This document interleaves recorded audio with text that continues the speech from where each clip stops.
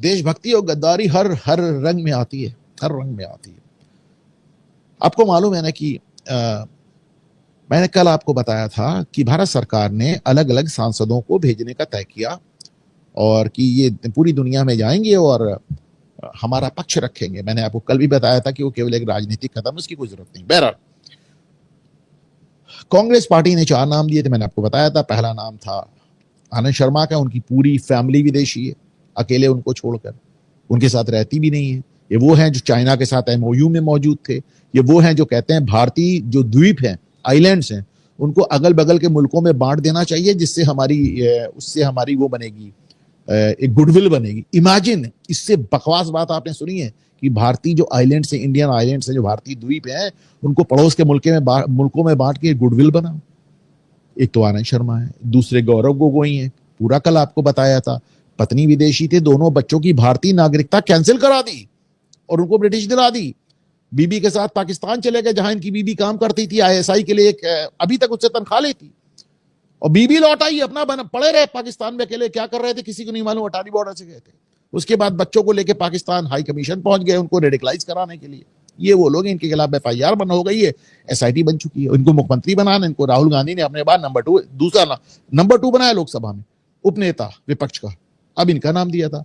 तीसरा वो एक मुस्लिम राज्यसभा सांसद का दिया था, कल मैंने आपको बताया था, जिसके जीतने पे कर्नाटक में ऐसे पाकिस्तान जिंदाबाद के नारे लगे कि कर्नाटक पुलिस को लोगों को गिरफ्तार करना पड़ा। और चौथा वो ब्रार, जो कि खालिस्तानियों का समर्थक है। ये 4 नाम दिए थे। राहुल गांधी ने अपना नहीं दिया था, साल में 65 बार जाते। तो कांग्रेस ने भाई, इसने भारतीय जनता पार्टी ने, सरकार ने कांग्रेस से शशि थरूर को सेलेक्ट कर लिया। अब साहब इतना बवाल, वो ये जयराम रमेश आके कह रहे हैं ऐसा वैसा, और आपको अपनी अंतरात्मा की आवाज सुननी चाहिए, आपको पार्टी की तरफ देखना, खुल के बना भी नहीं कर रहे हैं, लेकिन बहुत नाराज हो रहे हैं। एक आदमी ने अंतरात्मा की आवाज सुन ली।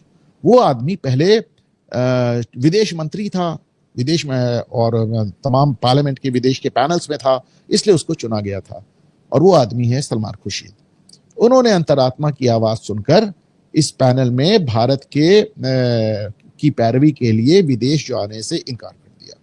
उन्होंने कहा कि नहीं साहब, हमें तो जो पार्टी कहेगी हम वही मानेंगे, हम आपकी नहीं सुनेंगे। अब आप सोच कर देखें, ये बंदा हमारा विदेश मंत्री था। आप सोच के देखें कि इसका नाना भारत का राष्ट्रपति था, मतलब जाकिर हुसैन के नाती हैं। जाकिर हुसैन जामिया मिलिया के संस्थापकों में से एक थे, अलीगढ़ यूनिवर्सिटी के वाइस चांसलर रहे हैं। इनको हमने वीसी भी बनाया, गवर्नर भी बनाया, वाइस प्रेसिडेंट भी बनाया, प्रेसिडेंट भी बनाया, और ये लोगों ने ऐसा किया। आप देखिए, जाकिर हुसैन, आपको याद होगा कि सीट पे रहते हुए उनकी डेथ हो गई थी। वो भारत के पहले राष्ट्रपति हुए थे, जो कि राष्ट्रपति रहते उनकी डेथ हो गई थी। बाद में फखरुद्दीन अली अहमद की हुई थी। तो हालांकि हमारे पास प्रधानमंत्री 3 ऐसे हुए हैं जो कि गद्दी पे रहते हुए जिनकी डेथ हुई, नेहरू, फिर शास्त्री, फिर इंदिरा। ये तीनों प्रधानमंत्री रहते इनकी डेथ हुई, और इंदिरा जी की हत्या हुई, और बाकी दोनों अलग से उनकी डेथ हुई।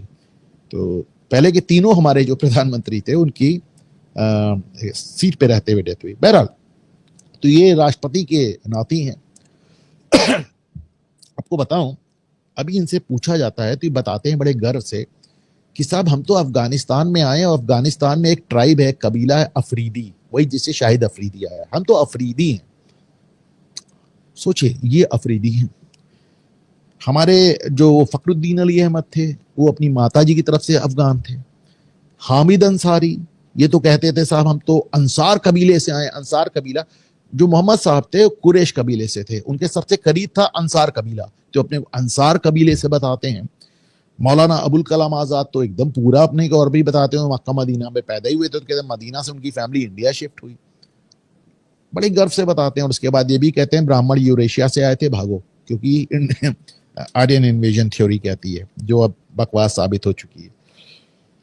तो सब ये इन्होंने अपनी अंतरात्मा की सुन ली और जाने से इनकार किया। अच्छा, मैं किसी के झांसे, मैं बार बार कहता हूं, मैं ओवैसी के भी झांसे में नहीं आता। ओवैसी ने आज बड़ा ललकाला तुर्की को और कहा कि साहब पाकिस्तान से ज्यादा मुसलमान तो हिंदुस्तान में, आपको हिंदुस्तान को देखना चाहिए।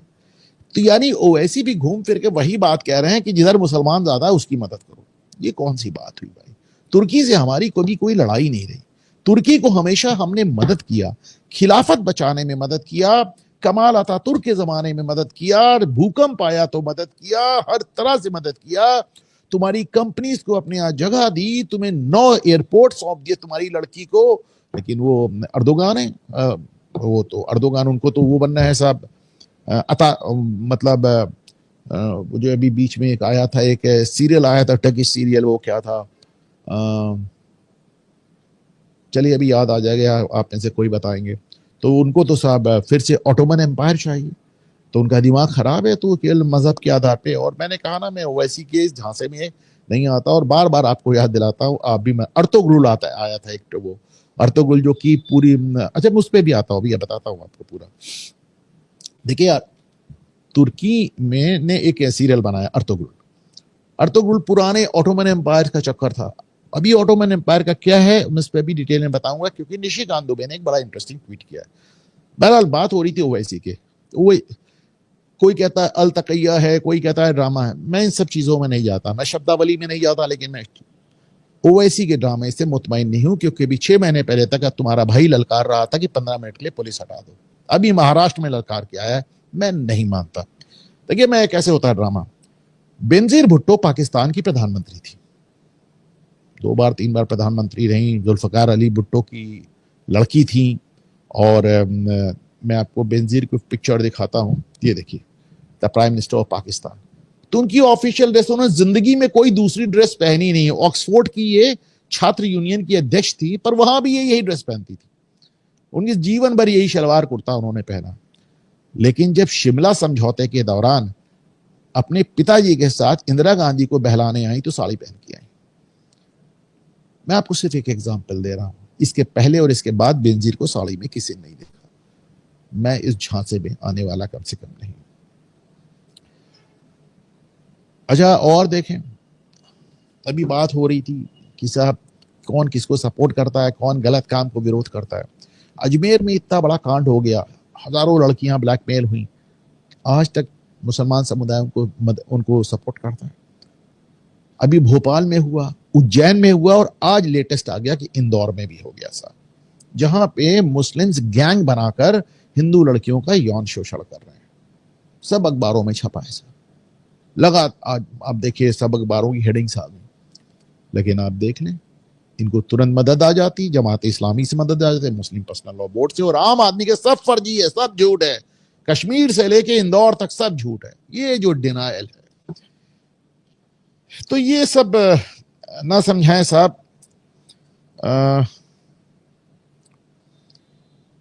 लेकिन क्या करें, आपको मदद भी तो हमारे यहाँ अंदर से ही मिलती है। आपको याद होगा पिछली बार वो काशी, मथुरा और अयोध्या में बम विस्फोट करने वाले 14 आतंकवादियों के मुकदमे अखिलेश यादव ने वापस ले लिए थे, अगर इलाहाबाद हाई कोर्ट ने ना रोका था, रोका भी, कहा क्या आप इनको पद्मश्री देना चाहते